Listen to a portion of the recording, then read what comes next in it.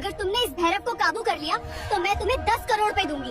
और सुनो, मैं तुम्हारे साथ शादी करके अपना पति बनाऊंगी। अगर तू इस भैरव को काबू नहीं कर पाया तो जिंदगी भर मेरा गुलाम रहेगा। ठीक है, चैलेंज स्वीकार। दोपहर की चलचिलाती धूप में उत्तर प्रदेश के गांव रामपुर गढ़ का वह विशाल मैदान गर्द और शोर से भरा हुआ था। आज वहां तिल रखने की भी जगह नहीं थी। ढोल और नारों की गूंज के बीच मैदान के ठीक मध्य में जो खड़ा था, उसे देखकर बड़े बड़े पहलवानों का पसीना छूट रहा था। वह कोई आम जानवर नहीं था, बल्कि कालदेव जैसा दिखाई देने वाला एक विशालकाय काला सांड था, जिसका नाम भैरव था। उसकी मजबूत मांसपेशियां लोहे की तरह सख्त थीं और आंखें दहकते अंगारों की तरह लाल हो रही थीं। नथुनों से निकलती भाप उसके अंदर के भड़कते गुस्से की गवाही दे रही थी। गांव भर में ऐलान करवा दिया गया था कि जो भी इस सांड भैरव को काबू कर लेगा, उसे 10 करोड़ रुपए का इनाम दिया जाएगा। भीड़ में से किसी ने चिल्लाकर कहा, जो इस बैल को काबू करेगा उसे 10 करोड़ रुपए मिलेंगे। यह रकम इतनी बड़ी थी कि दूर दराज शहरों से नामी ग्रामी पहलवान यहाँ आ पहुँचे थे। कोई पहाड़ जैसा विशाल शरीर रखता था तो किसी के बाजुओं में हाथी जैसी ताकत थी। मुकाबला शुरू हुआ। तालियों और सीटियों के शोर में पहला पहलवान अखाड़े में उतरा। उसने पूरी ताकत आजमाई, मगर सांड ने उसे एक ही झटके में सूखी पत्ती की तरह हवा में उछाल दिया। फिर दूसरा आया। उसने चालाकी से सींग पकड़ने की कोशिश की, मगर पलक झपकते ही वह भी धूल चाट रहा था। एक के बाद एक कई सूरमा आए, लेकिन नतीजा वही रहा, धूल, दर्द और जिल्लत। धीरे धीरे भीड़ का जोश डर में बदलने लगा। लोग फुसफुसाने लगे, यह सांड नहीं, राक्षस है। इसे छेड़ना यमराज को दावत देना है। उसी घबराई हुई भीड़ के एक कोने में एक दुबला पतला सा लड़का खड़ा था। उम्र करीब 15 साल। उसका नाम था आरव। उसके कपड़ों पर जगह जगह पैबंद लगे थे। पैरों में चप्पल तक नहीं थी, मगर उसकी आंखों में वह डर नहीं था जो बाकी सब में था। वहाँ एक अजीब सी शांति, एक गहरी एकाग्रता थी। आरव की दुनिया इस चकाचौंध से बहुत अलग थी। वह गांव की गंदगी से प्लास्टिक और बोतलें चुनकर अपना पेट भरता था। उसका घर, अगर उसे घर कहा जा सके, टिन और प्लास्टिक से बनी एक छोटी सी झोपड़ी थी, जहां उसकी बीमार माँ हर पल मौत से लड़ रही थी। दवाइयों की कमी के कारण उनकी खांसी दिन ब दिन बढ़ती जा रही थी। आरव के पिता, जो कभी इस इलाके के सबसे माहिर पशु वैद्य माने जाते थे, बरसों पहले एक हादसे में दुनिया छोड़ गए थे। मगर जाते जाते वे अपने बेटे को एक अनमोल खजाना दे गए थे, जानवरों को समझने का हुनर। बचपन में आरव घंटों अपने पिता को जानवरों के साथ देखता था। वे कहते थे, बेटा, जानवर को ताकत से नहीं, दिल से जीता जाता है। जब तुम उसकी आंखों में बिना डर के देखोगे तो उसका गुस्सा खुद पिघल जाएगा। आज वही आवाज आरव के कानों में गूंज रही थी। मैदान में खड़ा भैरव अब भी जमीन कुरेद रहा था। आरव ने एक गहरी सांस ली। उसे वहां सांड नहीं, अपनी माँ का इलाज दिखाई दे रहा था। उसे 10 करोड़ रुपए नहीं, एक नई जिंदगी नजर आ रही थी। अचानक वह लड़का भीड़ को चीरता हुआ आगे बढ़ा। लोगों की नजर उस पर पड़ी तो पहले हैरानी हुई, फिर ठहाकों की गूंज उठने लगी। अरे, ये तो कचरा चुनने वाला है, अब ये सांड से लड़ेगा। मगर आरव की नजरें सिर्फ एक ही चीज पर टिकी थीं, उस विशालकाय सांड पर। अरे पागल, यहाँ हड्डियाँ टूटती हैं, खिलौने नहीं मिलते। भीड़ में से आवाज आई, मगर आरव ने किसी की न सुनी। वह सीधा आगे बढ़ता हुआ मैदान के खास हिस्से तक जा पहुंचा, जहां गांव के सम्मानित लोग और मुकाबले के आयोजक खड़े थे। वहां एक आलीशान कुर्सी पर सफेद वस्त्र में बैठी थीं तान्या सिंह, रामपुर गढ़ की सबसे अमीर जमींदार की बेटी, बेहद खूबसूरत, आत्मविश्वासी और घमंडी। उसकी आंखों में अजीब सा गर्व और जिज्ञासा था। असली ऐलान उसी ने करवाया था। यह मुकाबला उसी की जिद पर रखा गया था। आरव उसके सामने जाकर रुक गया। उसकी आवाज में जरा भी कंपन नहीं था, चट्टान जैसी मजबूती थी। मुझे एक मौका चाहिए, मैं इस सांड को काबू कर सकता हूँ। एक पल के लिए पूरा मैदान स्तब्ध हो गया, जैसे समय ठहर गया हो। फिर जोरदार ठहाके गूंजे। यह सांड को हरा देगा, इनाम के लालच में जान देने आया है, पागल। तान्या ने उसे ऊपर से नीचे तक देखा। उसकी नजरें आरव के फटे कपड़ों और नंगे पैरों पर ठहर गईं। वह हल्की सी मुस्कुराई। अगर तुमने इस सांड भैरव को काबू कर लिया तो मैं तुम्हें 10 करोड़ रुपए दूंगी और तुमसे शादी करके अपना पति बनाऊंगी। भीड़ एकदम शांत हो गई। आरव की आंखों में एक चमक उभरी। वह एक कदम और आगे बढ़ा। अगर मैं जीत गया तो तुम मुझे 10 करोड़ दोगी और तुम मुझसे शादी करोगी, ठीक है? मैदान में जैसे बिजली गिर गई हो। हर तरफ सन्नाटा। तान्या की आंखों में हैरानी की लहर दौड़ी। फिर उसके होठों पर एक चुनौती भरी मुस्कान उभरी। और अगर तुम हार गए तो सारी जिंदगी तुम्हें मेरी गुलामी करनी होगी। आरव ने बिना पलक झपकाए जवाब दिया। ठीक है, चैलेंज स्वीकार है। भीड़ में शोर फूट पड़ा। किसी ने कहा पागल है, किसी ने कहा खुदकुशी करने आया है। मगर आरव अपनी जगह से 1 इंच भी न हिला। उसके चेहरे पर जिद्दी सुकून था। वह जानता था कि यह सिर्फ मुकाबला नहीं, उसकी माँ की आखिरी उम्मीद है। अचानक सांड ने जमीन पर जोर से पैर मारा। गर्द का बादल उठा और उसकी भयावह हुंकार से पूरा मैदान कांप उठा। आरव के मन में वह काली रात घूम गई जब उसकी माँ खांसते खांसते बेहोश हो गई थी। घर में दवा तो दूर, साफ पानी तक न था।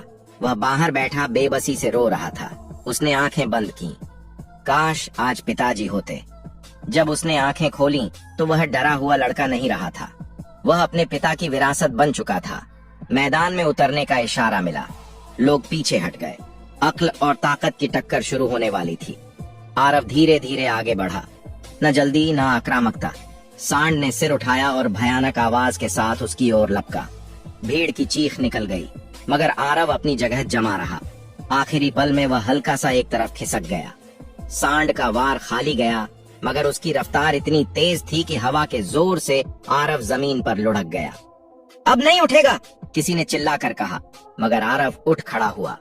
घुटनों से खून बह रहा था। हथेलियां उछल गई थीं, मगर आंखों में हार नहीं थी। सांड भी हैरान था। अब तक सब ताकत से टकराए थे। यह लड़का पानी की तरह बह रहा था। आरव ने सांड की सांसों के साथ अपनी सांसों का तालमेल बिठाया। वह उसकी गर्मी, उसकी धड़कन, उसके गुस्से को महसूस कर सकता था। अचानक मौका मिला। उसने सींग नहीं पकड़े, न छाती तान कर सामने खड़ा हुआ। वह बिजली की तेजी से उसके पीछे की ओर पहुंच गया। सांड बौखला गया, उछला, पीठ झटकी। आरव हवा में ऊंचा उठा, मगर गिरा नहीं। उसके हाथ झोंक की तरह सांड के शरीर से चिपके हुए थे, पकड़ फौलाद जैसी मजबूत। पूरा मैदान शांत हो चुका था। हजारों सांसें थमी हुई थीं। उसके पिता की आवाज फिर गूंजी, जब जानवर थकने लगे, उसे लड़ाई नहीं, रास्ता दिखाओ। आरव ने जोर नहीं लगाया, बस खुद को सांड की हर हरकत के साथ सामंजस्य में ढाल लिया। मिनट गुजरते गए। सांड का गुस्सा अब थकान में बदलने लगा था। उसकी रफ्तार धीमी पड़ गई। भारी सांसों की आवाज साफ सुनाई देने लगी। आरव ने धीरे धीरे अपनी पकड़ का दबाव बदला। उसने सांड को दबाया नहीं, बल्कि उसे मोड़ने का इशारा दिया। लड़ाई नहीं की, बस दिशा दी। और फिर वह हुआ जिसकी किसी ने कभी कल्पना भी नहीं की थी। वह विशालकाय काला सांड धीरे धीरे अपने घुटनों पर आया और फिर जमीन पर बैठ गया। पूरा मैदान स्तब्ध रह गया। 1 पल, 2 पल, फिर किसी ने चीख कर कहा, बैठ गया, सांड बैठ गया। अचानक तालियों की गड़गड़ाहट से आसमान गूंज उठा। आरव ने धीरे से उसके माथे पर हाथ फेरा, बिल्कुल वैसे जैसे कोई अपने पुराने दोस्त को दिलासा देता है। जो जानवर कुछ पल पहले मौत बनकर दौड़ रहा था, अब एक आज्ञाकारी बछड़े की तरह शांत था। उसकी आंखों के अंगारे बुझ चुके थे। भीड़ का सब्र टूट गया। खुशी की लहर दौड़ गई। कोई ताली बजा रहा था, कोई हैरानी से आंसू बहा रहा था। यह चमत्कार है, यह लड़का आम नहीं। आरव वहीं जमीन पर बैठ गया। उसका शरीर थकान से टूट रहा था, सांसें बेकाबू थीं, मगर उसके मिट्टी से सने चेहरे पर एक विजय मुस्कान थी। उसने आसमान की ओर देखा और मन ही मन कहा, पिताजी, हो गया। अचानक उसे अपनी माँ याद आई। यह जीत तालियों की नहीं थी, यह उस एक सांस की थी जो उसकी माँ को चाहिए थी। लोग उसे हीरो कहने लगे। कोई पानी ले आया, कोई उसे कंधों पर उठाने की कोशिश करने लगा। पहली बार किसी ने उसे कचरा चुनने वाला नहीं, बल्कि एक योद्धा की नजर से देखा। तान्या सिंह अपनी कुर्सी से धीरे धीरे खड़ी हुई। उसके चेहरे से घमंड गायब हो चुका था। आंखों में हैरानी भी थी और एक अजीब सी गंभीरता भी। वह माइक्रोफोन के पास आई। आप सबने अपनी आंखों से देखा है, इस लड़के ने नामुमकिन को मुमकिन कर दिखाया है। भीड़ एक स्वर में चिल्लाई, इनाम दो, 10 करोड़ रुपए दो। आरव धीरे धीरे खड़ा हुआ। उसके पैर कांप रहे थे, मगर इरादा पत्थर जैसा मजबूत था। तान्या ने उसे अपने पास बुलाया। क्या नाम है तुम्हारा? आरव, उसने हांफते हुए जवाब दिया। उम्र 15 साल। यह सुनते ही भीड़ में फिर फुसफुसाहट शुरू हो गई। इतना छोटा? यह तो नाबालिग है। तान्या का चेहरा एक पल के लिए गंभीर हो गया। उसने गहरी सांस ली। चैलेंज तो चैलेंज होता है, मगर कानून भी अपनी जगह होता है। इतनी बड़ी रकम किसी नाबालिग को सीधे नहीं दी जा सकती। मैदान में सन्नाटा छा गया। आरव की आंखों में हैरानी उभरी। लेकिन मैंने सांड को काबू किया है, आप सबने देखा है। तान्या कुछ पल चुप रही, फिर धीमी आवाज में बोली, हाँ, तुम जीते हो और मैं अपनी बात से पीछे नहीं हटूंगी, मगर रकम सीधे तुम्हें नहीं दी जा सकती। भीड़ में बेचैनी फैल गई। ये नाइंसाफी है, जान इस बच्चे ने खतरे में डाली। आरव के हाथ खुद ब खुद मुट्ठी में बदल गए। उसे लगा जैसे उसके पैरों के नीचे से जमीन खिसक गई हो। अभी जो उम्मीद का सूरज निकला था, उस पर कानून के बादल छा गए थे। उसने नम आंखों से तान्या की ओर देखा। अब मामला सिर्फ पैसों का नहीं था, यह उसकी माँ की जिंदगी का सवाल था। आरव की आवाज में एक दर्द भरी फरियाद थी। मुझे पूरे 10 करोड़ नहीं चाहिए, बस इतना दे दीजिए कि मेरी माँ बच जाए। उसके ये शब्द मैदान में मौजूद हर इंसान के दिल को चीर गए। पूरा माहौल शांत हो गया। तान्या ने आरव को गौर से देखा। अब उसकी आंखों में घमंड नहीं था, वहाँ सम्मान था। वह धीमी आवाज में बोली, तुम बहुत बड़ा दिल रखते हो आरव, हम कोई न कोई रास्ता जरूर निकालेंगे। बहस शुरू हो गई। वकील, कागजात, कानून, सब बातें होने लगीं। मगर आरव के पास वक्त नहीं था। हर गुजरता पल उसे अपनी माँ से दूर ले जा रहा था। वह और इंतजार न कर सका। वह भीड़ को चीरता हुआ नंगे पांव दौड़ पड़ा। घायल शरीर, बहता खून, मगर कदम रुके नहीं। वह सीधा अपनी टूटी हुई झोपड़ी की ओर भागा। दरवाजे पर पहुंचकर उसकी सांसें फूल चुकी थीं। अंदर अंधेरे में उसकी माँ लेटी थीं, सांसें भारी, आंखें बंद। आरव दौड़कर उनके पास घुटनों के बल बैठ गया। उसने उनका ठंडा, कमजोर हाथ अपने हाथों में लिया। आंसू टपक कर उनकी हथेली पर गिरने लगे। रूंधी हुई आवाज में उसने कहा, माँ उठो, मैं जीत गया। माँ ने बड़ी मुश्किल से आंखें खोली। पीले होठों पर हल्की सी मुस्कान उभरी। मुझे पता था, तेरे पिताजी तुझ में जिंदा हैं बेटा। आरव की आंखों से आंसू बहने लगे। माँ, अगर उन्होंने पैसे न दिए तो? माँ ने अपनी बची खुची ताकत से उसका हाथ दबाया। बेटा, तूने कोशिश की मेरे लिए, यही सबसे बड़ी दौलत है। मगर आरव के लिए यह काफी नहीं था। वह रात उसने आंखों में काटी। अगली सुबह उसे संदेश मिला। उसे फिर मैदान में बुलाया गया था। इस बार माहौल अलग था। भीड़ कम थी, मगर गंभीरता ज्यादा। तान्या सिंह खड़ी थीं। उनके साथ गांव के सम्मानित लोग भी थे। उन्होंने आरव की आंखों में देखकर कहा, हमने फैसला कर लिया है। आरव की सांस गले में अटक गई। तुम्हारी जीत पर कोई सवाल नहीं, इनाम तुम्हारा ही है। आरव की आंखों में उम्मीद चमकी, मगर तान्या ने बात पूरी की। पैसे सीधे तुम्हें नहीं मिलेंगे, पूरी रकम शहर के बड़े अस्पताल को दी जाएगी, तुम्हारी माँ के इलाज के लिए। कुछ पल के लिए सन्नाटा छा गया। आरव ने बिना सोचे तुरंत कहा, मुझे मंजूर है, मुझे पैसा नहीं, माँ चाहिए। उसी पल उसके लिए नोटों की अहमियत बदल गई। वह रकम नहीं, सांसें थीं, जिंदगी थी। कुछ ही देर में एम्बुलेंस की आवाज रामपुर गढ़ की तंग गलियों में गूंज उठी। उसने कभी सपने में भी नहीं सोचा था कि एक दिन उसकी माँ को 4 पहियों वाली गाड़ी में ले जाया जाएगा। स्ट्रेचर पर लेटी माँ की सांसें हल्की थीं। आरव उनका हाथ थामे एम्बुलेंस के कोने में बैठा था, जैसे हाथ छोड़ते ही वे कहीं दूर चली जाएंगी। शहर के बड़े अस्पताल की ऊंची इमारतें देखकर आरव सिहर गया। सफेद कोट वाले डॉक्टर, तेज रोशनियां, मशीनों की आवाजें, सब कुछ किसी और दुनिया जैसा लग रहा था। माँ को तुरंत आईसीयू में ले जाया गया। आरव बाहर बेंच पर अकेला बैठ गया। अब उसे एहसास हुआ, असली जंग तो अब शुरू हुई है। सांड सामने था तो दुश्मन दिखाई दे रहा था, मगर यहाँ दुश्मन न था, मौत थी।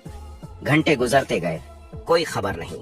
हर बार जब कोई डॉक्टर या नर्स बाहर आती, उसका दिल जोर से धड़कने लगता। उसे अपने पिताजी की बात याद आई। मर्द वह नहीं जो डरता नहीं, मर्द वह है जो डर के बावजूद अपने घर वालों के लिए खड़ा रहता है। आज वह अकेला खड़ा था। रात गहरी हो गई। ठंडी बेंच पर बैठा आरव ऊँघने लगा, मगर हर बार चौंक कर जाग जाता। आखिर वह एक कोने में गया, हाथ जोड़े आंखें बंद की। अगर मैंने कभी कुछ अच्छा किया है, अगर पिताजी मुझे देख रहे हैं, तो बस मेरी माँ को बचा लो। सुबह की पहली किरण के साथ डॉक्टर बाहर आए। चेहरे पर थकान थी। आरव दौड़कर उनके पास पहुंचा। मेरी माँ। डॉक्टर ने मास्क हटाया और हल्की सी मुस्कान के साथ कहा, ऑपरेशन सफल रहा, खतरा टल गया है। आरव वहीं जमीन पर बैठ गया, जैसे किसी ने उसके कंधों से पूरी दुनिया का बोझ हटा दिया हो। उसकी आंखों से आंसू बह रहे थे, मगर यह खुशी के आंसू थे। वह जानता था, अगर वह उस दिन सांड भैरव के सामने चट्टान बनकर न खड़ा होता, तो आज ये शब्द सुनने को न मिलते। कुछ देर बाद उसे माँ से मिलने की अनुमति दी गई। माँ की आंखें बंद थीं, मगर चेहरे पर सुकून था। आरव ने धीरे से उनका हाथ थामा। माँ, मैं हूँ। माँ की उंगलियां हिली, होठों पर हल्की सी मुस्कान आई। उस एक पल में आरव को लगा वह 10 करोड़ से भी ज्यादा अमीर है। दिन गुजरते गए। माँ की तबीयत बेहतर होने लगी। आरव रोज उनके पास बैठता, कभी पानी पिलाता, कभी बातें करता। एक दिन माँ ने कमजोर आवाज में पूछा, सच बता बेटा, उस जानवर के सामने तुझे डर नहीं लगा था? आरव मुस्कुरा दिया। नहीं माँ, आपने ही तो सिखाया था, हार मान लेना पाप है। माँ की आंखें नम हो गईं। कुछ दिनों बाद छुट्टी मिल गई। जब वे अस्पताल से बाहर निकले तो आरव ने आसमान की ओर देखा। आज सूरज कुछ ज्यादा ही चमकीला लग रहा था, जैसे जिंदगी खुद मुस्कुरा रही हो। वह माँ का हाथ पकड़कर धीरे धीरे चल रहा था। माँ कमजोर थी, मगर आंखों में जीवन लौट आया था। अब आरव सिर्फ बेटा नहीं, सहारा बन चुका था। झोपड़ी में वापस आकर सब कुछ वैसा ही था। टूटी छत, पुरानी दीवारें, तंगी। मगर एक फर्क था, अब उस घर में बेबसी नहीं थी। कुछ दिनों बाद गांव का मंजर बदलने लगा। वही लोग जो पहले मजाक उड़ाते थे, अब सम्मान से मिलते थे। कोई फल लाता, कोई कपड़े, कोई सिर्फ आरव को देखने आता। एक दिन तान्या सिंह भी आईं, सादे कपड़ों में, बिना किसी घमंड के। उन्होंने आरव के सामने आकर कहा, तुमने सिर्फ सांड को काबू नहीं किया, तुमने मेरा घमंड भी तोड़ा है। वह कुछ पल चुप रहीं, फिर धीमी आवाज में बोली, चैलेंज मुझे याद है और मैं अपनी बात से पीछे नहीं हटती। आरव ने हैरानी से उनकी ओर देखा। तान्या ने नजरें झुका ली। मगर शादी किसी जिद या घमंड पर नहीं होनी चाहिए। अगर कभी होगी तो बराबरी और सम्मान पर होगी। आरव ने शांति से जवाब दिया, मैंने चैलेंज जीता था, दिल नहीं हारना चाहता, बाकी फैसला वक्त करेगा। तान्या की आंखों में पहली बार नरमी थी। समय गुजरता गया। आरव ने बोतलें चुनना छोड़ दिया। उसने शहर के एक मैकेनिक के पास काम सीखना शुरू कर दिया। मेहनत उसे विरासत में मिली थी, अब उसे दिशा मिल गई थी। माँ रोज सुबह उसके लिए दुआ करती थी, भगवान मेरे बेटे को हमेशा सलामत रखना। एक शाम आरव झोपड़ी के बाहर बैठा आसमान देख रहा था। ठंडी हवा चल रही थी। वह धीरे से बोला, पिताजी, आपने जो सिखाया था उसी ने माँ को बचाया है। हवा का एक झोंका उसके बालों को छूकर गुजरा, जैसे किसी ने सिर पर हाथ रखा हो। महीने बीत गए। माँ पूरी तरह स्वस्थ हो गईं। घर में अब हंसी सुनाई देती थी। एक दिन माँ ने मुस्कुराकर कहा, बेटा अब अपने लिए भी जीना सीख। आरव ने हल्की सी मुस्कान के साथ जवाब दिया, माँ मेरा सबसे बड़ा मुकाबला तो मैं जीत चुका हूँ। वह अब भी वही सादा लड़का था, मगर उसमें एक नई चीज जुड़ चुकी थी, हौसला। गांव वाले अब अपने बच्चों को उसकी कहानी सुनाते थे। देखो, अगर नीयत साफ हो और हिम्मत सच्ची तो किस्मत भी झुक जाती है। आरव जब भी किसी जानवर को देखता रुक जाता। अब उसकी आंखों में डर नहीं, समझ थी। उसे मालूम हो चुका था कि ताकत से बड़ी चीज सब्र और प्यार होता है। रात को वह अक्सर आसमान की ओर देखता और मन में कहता, मैं भिखारी नहीं था, मैं सिर्फ वक्त की परीक्षा दे रहा था और मैं पास हो गया। उसकी कहानी किसी बड़ी किताब में नहीं लिखी गई, किसी बड़े अखबार में नहीं छपी, मगर वह एक मिसाल बन गई हर उस इंसान के लिए जो कमजोर होकर भी हार नहीं मानता। और यही थी आरव की असली जीत। 10 करोड़ रुपए से भी बड़ी, मौत से भी बड़ी, जिंदगी की जीत।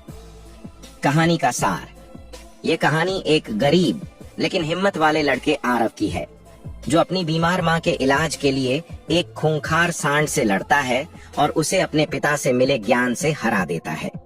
इनाम के पैसे कानूनी अड़चन की वजह से सीधे न मिलने पर उनका इस्तेमाल उसकी माँ के इलाज के लिए किया जाता है। अंत में आरव न सिर्फ अपनी माँ को बचाता है बल्कि गांव वालों के दिलों में सम्मान की जगह भी बनाता है। अरे मेजर, बचपन की याद आ गई। रंग बरसाओ लेकिन अनुशासन मत भूलो।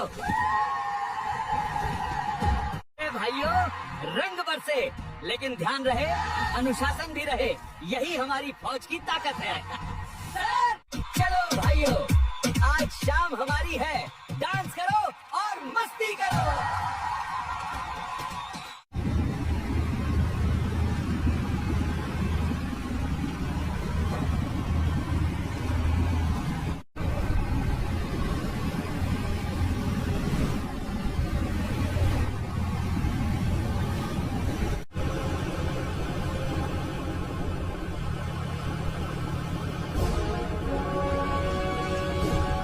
सर, गांव में तो रंग बरस रहे होंगे, गुलाल उड़ रहे होंगे और बच्चे पिचकारी लेके भाग रहे होंगे।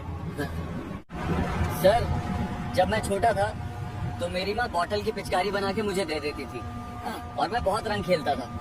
सही बोल रहे हो, मैं भी बहुत खेला करता था, लेकिन वक्त ने सब बदल दिया। आज होली है, चेकिंग लगाते हैं। हाँ सर, आज बहुत कमाई होगी। छोटू, आगे पीपल के पेड़ के नीचे गाड़ी लगा। ठीक है सर, लगाता हूँ।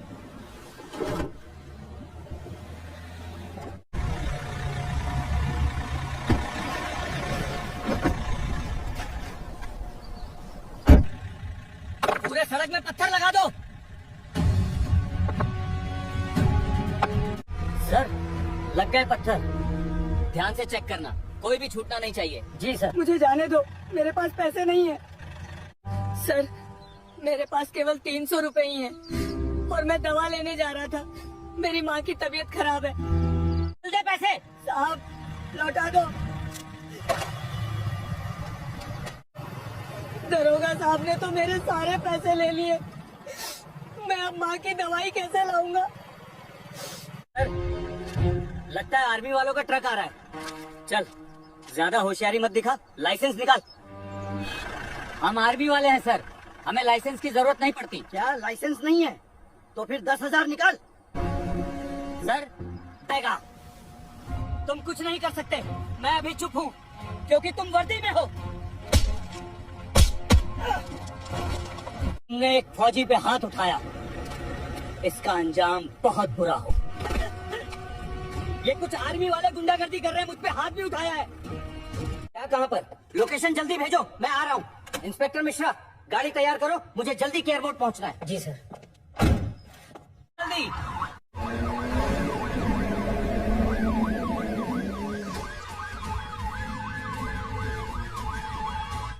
देखो, डीएसपी साहब आ रहे हैं। अब देखना तुम्हारी क्या हालत होती। और जब नहीं दिया तो एक आर्मी के जवान पर हाथ उठा दिया। You have irrefutable proof of the corruption within your ranks, Mr. DSP. This cannot be true. तुमने एक आर्मी ऑफिसर को बिना कारण के हाथ उठाया, इसलिए तुमको 9 महीने के लिए सस्पेंड किया जाता है। सब मुझे माफ कर दो, गलती हो गई। ये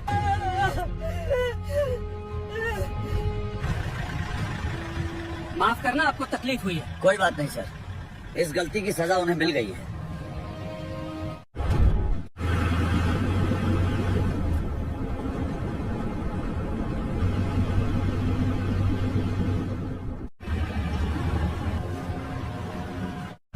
सर, पहले होली की बात कुछ और थी।